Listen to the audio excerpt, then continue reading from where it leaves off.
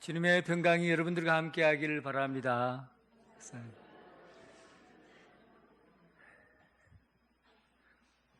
요즘 저는 우리 집사람 때문에 별일을 다 경험합니다.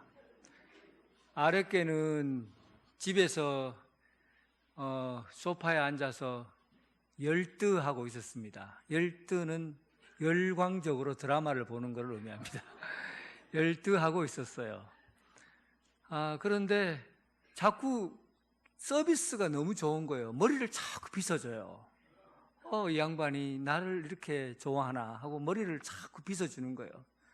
그런데 한참 빗다가 보니까 차가워요. 머리가 왜 이리 차갑지? 머리를 빗으면은 시원한데 왜 이렇게 차갑나 하고 가만히 보니까 뭐가 찐득찐득한 게 묻어 있는 거예요. 그래갖고 여보, 당신이 머리가 휘어져서 지저분해 보여. 그래서 내가 깨끗하게 정리하려고 지금 염색 중이야. 그래서 저는 사실은 흰머리를 좋아하거든요. 흰머리가 검은 머리랑 섞여 있을 때 어떤 집사님이 내보고 너무 보기 좋다고 그래서 나는 평생 이렇게 가야 되겠다 생각하고 있었는데 그날 그만 새카맣게 만들어 놓은 거예요. 그래갖고 제가 그랬어요. 야, 이제는 내 머리도 내 맘대로 못하는구나. 예수님께서 내 머리 둘 곳 없다 카더만 내가 지금 그 꼴이 됐네. 참 사람은 아름다움이라는 것을 여러 차례 경험하잖아요. 머리를 염색해서 아름답게 하기도 하고 눈썹을 어떻게 하기도 하고 얼굴에다가 볼톡스를 맞기도 하고 이렇게 해서 우리 모양을 가꾸려고 해요. 그래서 사람은 외형적인 아름다움을 진짜 아름다움인 것처럼 생각해요. 그런데 성경에 보니까요, 저는 아름다움에 대한 개념이 외형에 있지 않다는 것을 알았어요. 어떻게 성경에서는 이야기하느냐면 아름다움은 살아있어서 아름다운 거라는 겁니다. 모든 것이 살아있기 때문에 아름다운 거라는 거죠.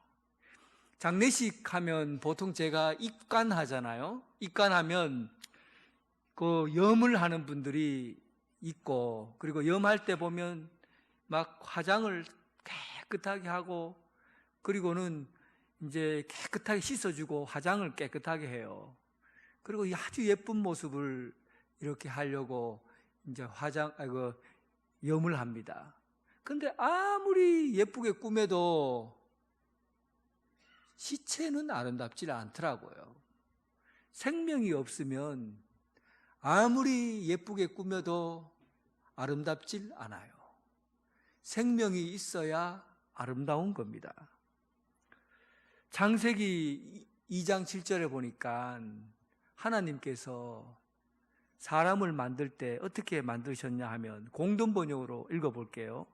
하나님이 사람을 지으시고 사람의 코에 생명의 숨결을 불어 넣으셨다. 그러자 사람이 살아있는 인물이 되었다.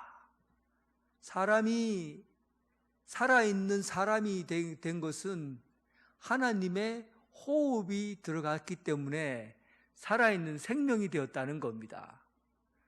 그러니까 사람이 하나님의 생명이 우리 코로 들어와서 그래서 살게 된 거예요. 결국은 사람의 아름다움은 하나님이 불어넣으신 생명 때문에 주어진 것이라는 겁니다. 세상의 그 어떤 것보다도 사람이 아름다울 수 있는 것은 하나님의 호흡이 우리에게 있기 때문에 사람이 아름다운 거예요. 그러니 여러분, 살아있는 모든 사람은 아름다운 겁니다. 그래, 여러분 옆 사람 보세요. 살아있습니까 지금? 확인된 사람은 당신은 참 아름답습니다 얘기하세요. 시작. 확인되고, 그냥 여러분 지금 숨 쉬고 살아있으면 하나님의 호흡이 아직도 있는 거예요. 하나님의 호흡이 있는 사람은 아름다운 겁니다. 내가 나이가 늙고 쭈글쭈글해지고 허리 구부정하게 해도 그 상관없어요. 그 속에 하나님의 호흡이 있느냐, 하나님의 호흡이 있으면 그 사람은 아름다운 사람입니다. 그리고 하나님의 호흡이 생명이라고 말한다면 생명이라는 것이 얼마나 귀하겠어요. 존귀하겠어요. 사람의 호흡이 아니에요. 하나님의 호흡이 인간 속에 있다면 이 사람이 얼마나 존귀하겠어요. 왜냐하면 사람이 신성을 담고 있기 때문에 존귀한 겁니다. 오늘 이 본문을 이해하려면 이 부분을 이해해야 돼요. 단지 그냥 살인하지 말라라는 부분을 가지고 이 본문을 보면 이해할 수 없어요. 그런데 오늘 제가 말씀드렸던 인간은 하나님의 호흡 때문에 아름답고 인간은 하나님의 호흡 때문에 존귀한 존재다. 참 귀한 거다. 여러분들이 참 귀해요. 참 존귀해요. 여러분들은 참 아름다워요. 하나님의 호흡이 여러분 속에 있기 때문입니다. 이 본문은 이런 의미에서 살인에 대해서 해석을 해야 돼요. 자, 여러분들이 이 본문의 말씀을 이해하기 전에 서론 부분에 했던 이야기를 반드시 기억해야 됩니다. 21절 옛 사람에게 말한 바 살인하지 말라. 누구든지 살인하면 심판을 받게 되리라 하였다는 것을 너희가 들었다. 여기서 옛 사람이 누군지를 좀 찾아내야 됩니다. 단순한 이야기인 것 같은데 사실은 좀 어려워요. 왜냐하면 이 옛 사람은 모세가 아니에요. 원래 이 본문을 해석하는 많은 사람들은 이 옛 사람을 모세라고 생각을 했어요. 왜냐하면 십계명을 받은 사람은 모세이기 때문에 옛 사람이 너희 하는 이야기를 너희가 들었다라는 말은 바로 모세의 이야기로 본 겁니다. 그런데 예수님께서는 이 옛사람을 말씀을 전하는 사람으로 본 거예요. 말씀을 전하는 사람, 말씀을 전하고 해석하는 사람. 예수님 당시에는 율법책을 해석하는 사람은 특정적으로 바리새인과 그리고 랍비, 서기관 이런 사람들 외에는 말씀을 읽을 수도 없고 말씀을 접할 수가 없었어요. 왜냐하면 로마 시대 그때는 예수님 주변에 있는 나라들이 대부분 다 히브리어를 사용한 게 아니라 아람어를 사용했어요. 아람어는 시장 언어예요. 그러니까 일반적으로 대화하면서 이거 먹고 사는 그런 언어들이 이 아람어였어요. 그러니까 주변의 모든 사람들이 대부분 아람어를 사용했고 이스라엘은 식민지 상태이기 때문에 자기 히브리어를 대부분 잊어버렸어요. 이 히브리어를 기억하고 말씀을 해석하는 사람들은 유일하게 그 정통성을 이어온 사람들이 바리새인 그리고 랍비예요. 그래서 해당에 한 번씩 모여서 하나님의 말씀을 읽으려고 하니까 말씀을 읽을 때 그 말씀을 해석할 수 있는 사람, 읽을 수 있는 사람이 유일하게 서기관, 바리새인들이니까 그 사람들이 말씀을 읽고 그리고 해당해서 말씀을 해석하는 거죠. 말씀을 해석하는 거예요. 그러면 사람들이 듣고 이 말씀의 뜻이 이렇구나, 이렇게 살아야 되겠구나 그렇게 생각하는 거죠. 그런데 히브리어로 되어 있는 이 말씀을 읽다 보니까 자의적인 해석, 자기 마음대로 해석하게 된 거예요. 말씀을 덧붙이기도 하고 빼기도 하고 그러면서 성경에 있는 원래의 말씀을 추가시키거나 빼거나 이런 일이 일어난 거죠. 그래서 오늘 예수님께서 하신 말씀이 옛사람에게 말한 바 그리고 너희가 들었으니 이렇게 돼 있잖아요.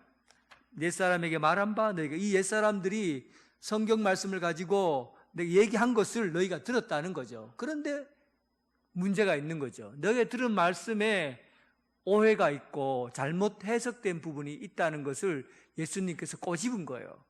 어떤 부분이냐 하면 한번 보시면 됩니다. 이 본문은 누구든지 살인하면 심판을 받게 되리라 그렇게 얘기하고 있잖아요. 누구든지 살인하면 심판하게 되리라. 근데 이 본문의 원래 본문은 어디일까요? 출애굽기 21장 13절이 원래 본문이겠죠. 모세가 이야기한 원래 본문은 출애굽기 21장 13절이에요. 거기에는 어떻게 되었냐면 살인하지 말라, 끝. 다른 어떤 부가적인 해설이나 설명이 없어요. 살인하지 말라, 끝이에요. 그런데 오늘 본문에 보면 5장 21절에 옛사람에게 말한 바 살인하지 말라, 누구든지 살인하면 심판을 받게 되리라, 심판을 받게 되리라, 이 말을 붙인 거죠. 그러니까 이 본문은 그러니까 이 본문을 해석하는 이 옛사람들은 이것을 가지고 율법을 조금 손쉽게 지키려고 하는, 손쉽게 아무런 무게감 없이 이 본문을 자기 편리대로 이해하고 싶은 그런 욕구나 충동이 담겨져 있어요. 참 잘 지킨다고 하면서도 율법대로 잘 따른다고 하면서 자기 편리대로 이 본문을 보고 있는 거죠. 왜냐하면 한번 봅시다. 여러분들에게도 한번 제가 물어볼게요. 여러분 혹시 살인해 보셨습니까? 깜짝 놀랄 얘기죠. 막 이 얘기 들으면 막 충격적이죠. 저는 살인해 봤을까요? 살인을 했다 하는 거는 여기 있는 사람 중에서 아마 한 명도 없을 거예요. 우리나라에서도 살인했다 하면 몇 명 없을 거예요. 그런데 아주 드문 이 사건을 가지고 성경에서 살인하지 말라라는 말을 구태여 이 십계명에다 담아서 많은 사람들에게 보이도록 경고하려고 했을까? 아니면 왜 이 본문을 그렇게 중요하게 기록하고 있을까요? 살인하지 말라라고 하는 이야기들을 사람들이 이 본문의 해석자는 살인하게 되면 너희가 심판을 받게 될 거다라는 말을 통해서 나는 살인 안 했으니까 심판을 받든 말든지 나는 괜찮다, 이런 의도가 담겨 있는 거예요. 그러니까 십계명을 읽으면 쑥쑥쑥 넘어가는 거예요. 내 부모를 공경하라, 안식일을 잘 지키라 하면 부담이 되겠죠. 부담이 돼요. 그런데 살인하지 말라, 부담이 안 돼요. 살인은 뭐 웬만하면 안 하잖아. 어떻게 살인을 해? 평생에 또 수많은 사람들이 살인죄를 저지르는 일은 극히 드문 일이에요. 그러니까 사람들은 살인하지 말라는 법을 딱 적어놓고 내가 심판을 받게 된다라고 하는 것은 사람에게 판단을 받는다라는 의미지만 한편으로는 많은 사람들이 이 본문을 쉽게 넘어가 버리는 거예요. 그냥 그래, 그렇겠네. 살인하면 사람들에게 상당히 많은 부분이 그 사형에 해당하는 그런 벌을 받겠네. 간음하지 말라도 마찬가지예요. 간음하지 말라도 남에게 들킨 간음만 간음으로 구별되니까 안 들키면 간음이 아니에요. 그러니까 쉽게 넘어갈 수 있는 거예요. 간음이라는 것이 실제로 일어난 사람에게 해당되는 거니까 내가 속으로 무슨 생각을 품든지 나쁜 마음을 품어도 죄가 안 되는 거죠. 그러니까 그 법이 무겁게 쓰여져 있어도 가볍게 받아들일 수 있는 거죠. 예수님께서 이걸 보신 거죠. 이들이 갖고 있는 옛사람이 말하는 것들이 이 법을 이용해서 그 법을 쉽게 넘어가려고 한다는 겁니다. 예수님께서는 이 살인에 관한 이야기가 단순히 사람을 실제로 죽여서 드러난 것이 살인이 아니라 사람이 말 한마디로 인해서 분노를 일으키고 감정 상하고 속상하고 화를 돋구고 스트레스 받게 하고 미치게 만드는 그런 말 한마디로 인해서 살인이 될 수 있다는 겁니다. 예수님은 살인의 범위를 드러난 행위만 보고 살인의 범위라고 결정한 것이 아니라 속에 품은 생각을 살인이라 본 거예요. 속에 내가 악한 마음을 가지고 사람을 해치려는 생각을 품고 있거나 분노하는 마음을 갖고 있다면 그것이 살인이라는 거예요. 그렇게 본다면 여러분들 어떻습니까? 여러분 살인자입니까? 아니면 살인하지 않는 사람입니까? 저는 살인자입니까? 살인하지 않는 사람입니까? 저는 살인했지요. 제가 화 안 냈겠습니까? 제가 분노 안 했겠습니까? 제가 나쁜 말로 사람들에게 막 비난하고 이런 얘기를 한마디도 안 하고 살았겠습니까? 저도 살인자예요. 여러분들도 아마 마찬가지일 거예요. 그렇게 보면 오늘 이 본문 말씀이 우리에게 주는 말씀으로 제게 들려지는 거죠. 그냥 바리새인들과 서기관들이 하는 그 옛사람들이 하는 이야기를 들으면 그냥 넘어가려고 했어요. 살인하지 말라, 나랑 상관없는 이야기니까 그냥 읽고 지나가면 될 거라고 생각했죠. 경고로만 생각하고 나는 살인 안 할 거니까 나랑 아무런 관계없는 말씀으로 다가온 거예요. 그런데 예수님께서는 이 얘기를 정신이 번쩍 들도록 뒤집어 놓은 거죠. 살인하지 말라. 그냥 너희들이 실제로 돌을 들어서 그를 던져 죽였기 때문에 살인이라고 생각하느냐. 입에서 나오는 그 말 한마디가 살인이라고 본 거죠. 그러면 우리가 어떻게 이 말씀을 다시 해석하고 받아들여야 될 건가 하는 게 우리에게 있어서 다시 말씀을 보게 합니다. 22절 나는 너희에게 이르노니 형제에게 노하는 자마다 분노하는 자마다 심판을 받게 된다. 형제에게 분노하는 자마다 심판을 받게 된다는 거예요. 실제로 분노로 인해서 분노를 품고 살인으로 이어진 경우는 우리 주변에서 너무 많이 드러납니다. 얼마 전에 제가 텔레비전에서 한번 방영돼서 본 적이 있는데 어떤 이제 여자분이 앞에서 운전하고 있었고 뒤에 젊은 청년이 뒤 따라가고 있었는데 앞에 있는 차가 좀 차선을 바꾸면서 불법을 범했어요. 그러니까 뒤에서 빵빵 울리더니만 그리고는 계속 빵빵 울리면서 따라가는 거예요. 그 여자가 두려우니까 이렇게 피해서 가고 이렇게 피해서 갔어요. 그러니까 쉥 하면서 그 차 앞에다가 탁 앞에 서서는 천천히 깜빡이 넣으면서 멈추라고 그러는 거죠. 그래서 탁 가면서 멈추었어요. 그러면 저희 속으로는 여자분이 바깥으로 나오지 마세요. 우리는 막 나오지 마세요. 그러는데 그 여자분이 또 담대하게 문을 열고 탁 나가요. 한 50대 된 여자분인데.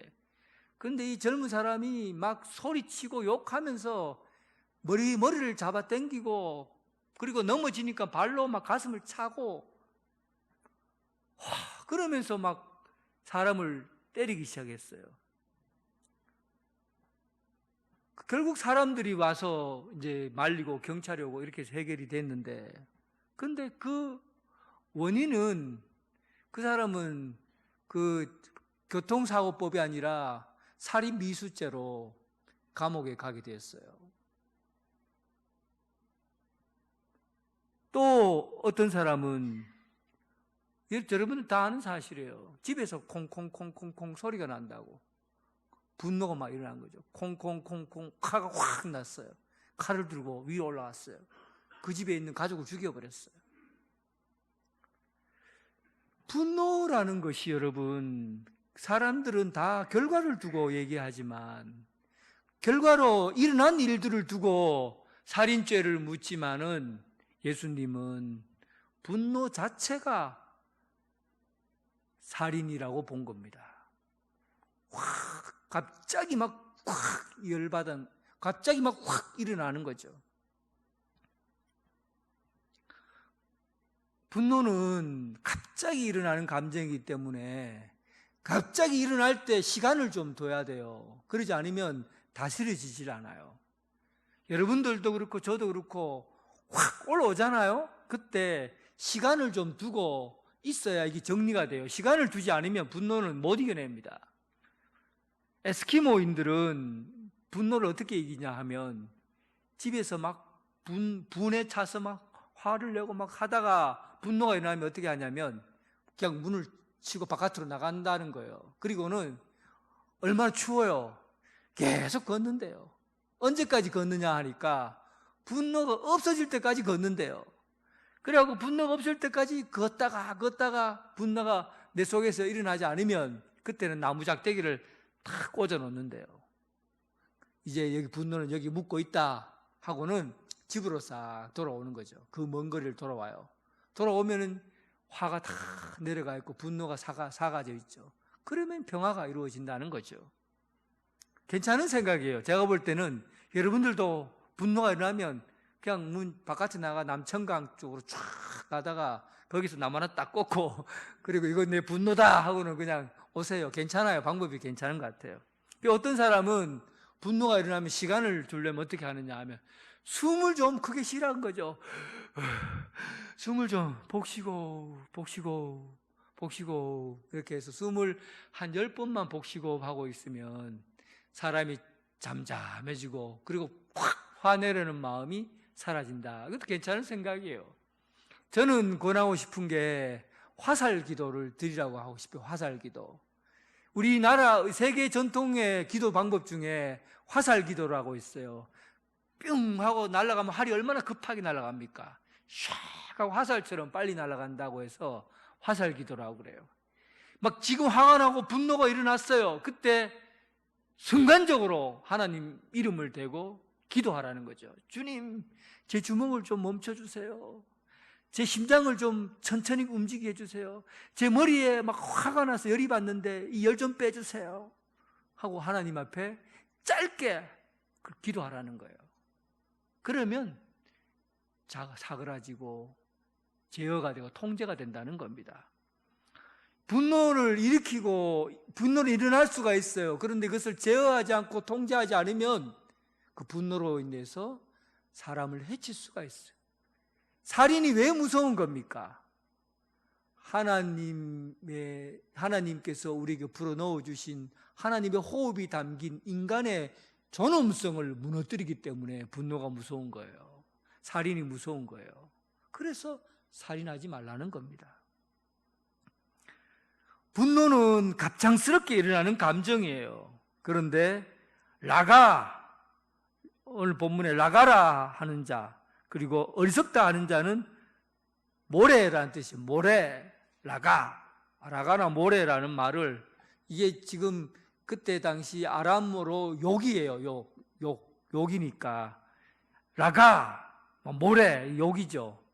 근데 그 대부분 분노는 갑작스럽게 일어나는 감정이라고 한다면 라가, 모래라는 것은 의도적으로 사람에게 욕으로 말로 복수하는 거죠. 그게 라가와 모래라는 뜻이에요. 원래 라가는 정확한 발음으로 하자면 목에 가래가 좀 끓어야 돼요.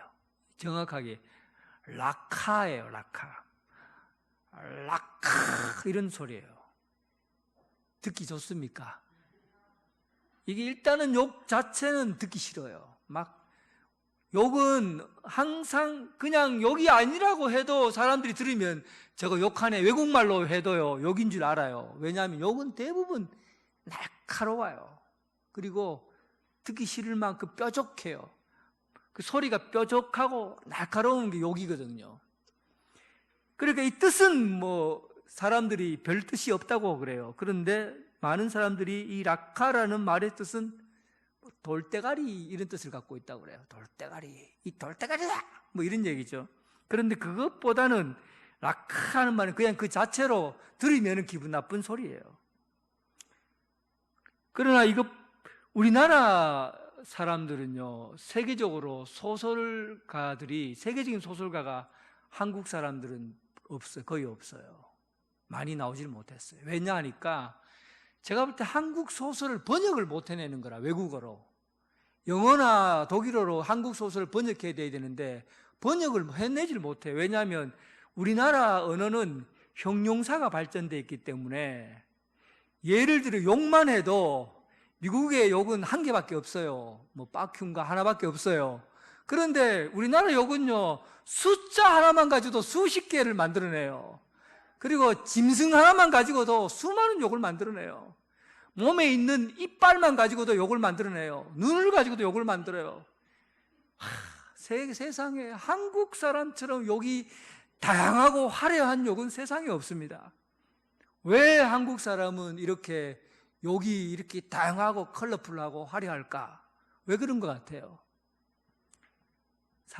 한국인의 감정은 그만큼 다양한 거예요. 또 한국인의 감정은 굉장히 감정적이라는 얘기죠. 그러니까 표현력도 다양한 거죠. 그러니까 한국 사람이 분노가 많아요. 분노가 많아요. 감정을 쉽게 써주면서도 다양하게 사람들에게 욕을 막 하잖아요. 라카라는 이 욕을 통해서 사람들에게 막 퍼부어대면 그로 인해서 내 속이 시원해지고 다른 사람에게 복수한다는 생각을 하는 겁니다. 그런데 예수님은 라카 하는 말을 살인이라 본 거예요. 살인의 도구예요. 모래라는 말은 미련한 놈이라는 뜻을 갖고 있어요. 미련하다는 것은 이것은 정신적으로 무시하는 말이에요. 그러니까 이 모래라는 말은 인격적인 모독이 담겨져 있는 욕이에요. 이게 더 무서운 욕이죠. 라카는 그냥 일반적인 욕이라고 한다면 모래라는 이 말은 인격적인 모독을 담고 있어요. 그러니까 쓰레기 같은 놈, 빌어먹을 놈, 뭐 이런 사람의 인격을 완전히 무시해서 밟아버리는 그런 욕이죠. 예수님은 살인하지 말라 하시고는 그 살인의 범위를 말에다가 한정지었어요. 말에다가 한정지었다는 것은 그 말이 담겨져 있는 그 마음에 무엇을 품고 있느냐가 말로 나오는 거죠. 결국은 살인의 문제는 마음에 품은 생각에 의해서 살인이 저질러지는 겁니다. 그래서 살인은 단순히 실질적으로 사람에게 행해졌기 때문에 살인이 중요하게 대두되어야 되는 것이 아니라 사람과의 관계에서 내 마음에 무엇을 품고 있느냐가 그 사람의 살인을 결정한다는 거예요. 자신 있습니까, 여러분? 살인 안 했다고 말할 자신 있어요? 십계명 말씀을 두고 살인하지 말라라는 말씀 가운데서 회개하지 않고 눈물 흘리지 않고 그냥 볼 자신이 있습니까? 살인 안 했어요, 지금까지? 한 번도 살인 안 했습니까? 한 번도 남의 욕한 사람이 없어요? 비난한 사람이 없습니까? 분노한 일이 없습니까? 라카라고 하고 모래라고 말한 적이 없습니까? 우리가 살아온 인생을 돌아보면 살인투성이에요. 우리가 살인마예요. 왜 예수님께서는 이 본문을 이렇게까지 해석하고 강조하고 있습니까? 그것은 여러분들에게 살인하지 말라라는 말을 하기 위해서가 아니라 하나님의 사람들을 존중하라는 의미입니다. 하나님의 사람들을 사랑하라는 얘기예요. 욕먹을 대상이 아니라는 거죠. 여러분들은 욕먹을 대상이 아니라 사랑받을 대상이라는 거예요. 존중받을 대상이라는 거예요. 그러니 우리가 사람에게 누구든지 어떤 사람이라도 함부로 상대방을 욕하거나 비난하거나 라카라고 하거나 모래라고 하거나 하면은 안 됩니다. 왜냐하면 우리는 하나님이 우리의 호흡을 불어넣으셔서 사랑받는 사람, 존중받는 사람으로 세웠기 때문입니다. 예수님께서는 좀 더 구체적으로 설명을 달았어요.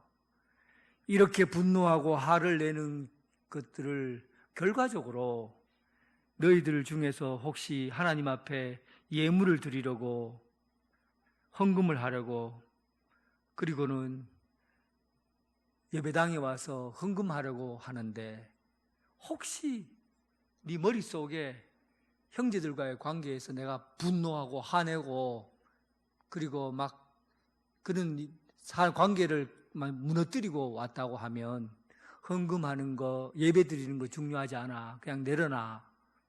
지금 당장 예배 드리지 않아도 돼. 당장 헌금하지 않아도 돼. 지금 나가서 형제들과 함께 내가 미안하다, 내가 잘못했다, 용서해줘. 또는 네가 한 그런 일들을 내가 다 용서해 줄게. 네가 한 것들을 내가 다 받아줄게. 그렇게 해서 화해하고 그리고 돌아와서 다시 하나님 앞에 예배드리라는 겁니다. 하나님께서는 예배를, 사람의 인격을 어떻게 대하느냐가 예배의 시작이라고 본 거예요. 우리가 하나님 앞에 예배드리는 것이 단순히 주님 앞에 헌금하는 게 중요한 게 아니라, 예배드리는 게 중요한 게 아니라 상대방을, 이웃을, 아내를, 남편을, 형제를 내가 어떻게 인격적으로 그를 대하느냐, 여기에서부터 예배가 시작되는 겁니다. 하나님을, 이웃을 사랑하듯이 하나님을 사랑하고, 하나님을 사랑하듯이 이웃을 사랑하는 것. 25절에 보세요. 그 시간과 때가 언제, 그러면 언제 우리가 용서하고 살아야 되느냐. 25절, 적과 함께 길을 가고 있는 동안에 얼른 하여하시오. 적과 함께 길을 가고 있는 동안, 그러니까 일상적으로 늘 만나는 순간을 의미하죠. 여러분, 우리가 살아있을 때가 언제냐 하면, 우리가 태어나서 하나님이 우리에게 생명을 부어 넣어주시고 그리고 어느 시간에 생명을 거두어 가시는 그때만 살아있는 겁니다. 그러니까 시간이 정해져 있어요. 우리가 살아있을 시간이 정해져 있다고요. 하나님이 우리에게 숨을 불어넣어 주셔서 태어나게 하시고, 그리고 우리가 하나님이 숨을 거두어 가시면 죽죠. 그때까지 이게 살아있는 기간이에요. 이 시간이 길지 짧을지 여러분 압니까? 언제 하나님이 우리에게 생명을 불어넣으시고 언제 생명을 거둬갑니까? 알아요? 아무도 몰라요. 생명의 주인은 내가 아니기 때문에 내 마음대로 못합니다. 내가 오래 살고 싶다고 해서 오래 못 살아요. 내가 빨리 죽고 싶다고 해서 빨리 못 죽어요. 그것은 생명의 주인은 하나님이시기 때문에 그래요. 그래서 이 생명이 있는 동안에 근데 기회가 있어요. 어떤 기회가 있느냐? 용서해 줄 기회를 잃지 말라는 겁니다. 용서라는 것은 그 사람에 대해서 내가 사랑한다는 표현이에요. 그러니까 사랑할 기회를 놓치지 말라는 겁니다. 만약에 하나님께서 주신 생명 안에서 용서가 이루어지지 않으면 나중에 하나님 앞에 갔을 때 그 부분에 대해서 하나님께서 물으실 거다. 심판하실 거다. 이 부분은 우리가 생명 있는 동안에, 내가 생명이 있다는 것은 내가 지금 기회를 얻고 있구나. 어떤 기회예요? 하나님이 제게 기회를 주시는구나. 어떤 기회입니까? 화해하고 용서받고 용서 빌고 하는 그 기회를 의미하는 겁니다. 부부관계에 여러분 혹시 문제 있습니까? 하나님이 호흡을 걷어가기 전에 당장에 용서받고 용서 빌고 회개하시고 함께 사랑하시기 바랍니다. 혹시 여러분 이웃 간에 문제가 있습니까? 얼른 가서, 예배 마치자마자 얼른 가서 내가 잘못했다, 미안하다, 사랑한다 하고 용서를 빌고 그리고 해결하시기 바랍니다. 친구 간에 문제가 있습니까? 형제 간에 문제가 있습니까? 자매 간에 문제가 있습니까? 언제 해결해야 됩니까? 이 이야기를 듣는 즉시 마음에 걸리는 사람이 있으면 생명의 호흡이 있을 동안에 빨리 해결해야 되는 것입니다. 만약에 이 기회를 놓쳐버리면 그 사람을 감옥에 집어넣을 것이다.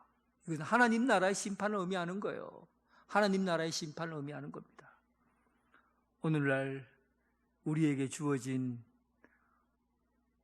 하나님의 사랑, 하나님께서 우리를 사랑하셔서 우리 코에다가 호흡을 넣어주시고 참으로 인격적인 존재로, 아름다운 존재로 세우신 그 사랑, 이제 이 하나님께서 베풀으신 우리의 삶이 사람의 관계에서 무너졌다면, 마음대로 말하고 분노하고 화냄으로 인격적인 살인을 저질렀다면, 그 일로 인해서 하나님이 우리를 세우신 그 목적대로 세워지는데 큰 어려움이 있을 겁니다. 그러므로 지금 기회를 얻고 이웃을 내 몸과 같이 사랑하며 서로 용서하고 용서받는 성도들 되시길 주님의 이름으로 축원합니다. 하나님 아버지 감사합니다. 하나님께서 우리를 얼마나 사랑하시는지 생명만은 하나님께서 불어넣어 주셔서 너는 내 아들이다, 내 딸이다 말씀하셨고, 우리의 생명이 내 마음대로 움직여지는 것이 아니라 하나님에 의해서 우리의 생명이 움직여지는 것을 믿고 하나님의 뜻대로 살아가게 하여 주옵소서.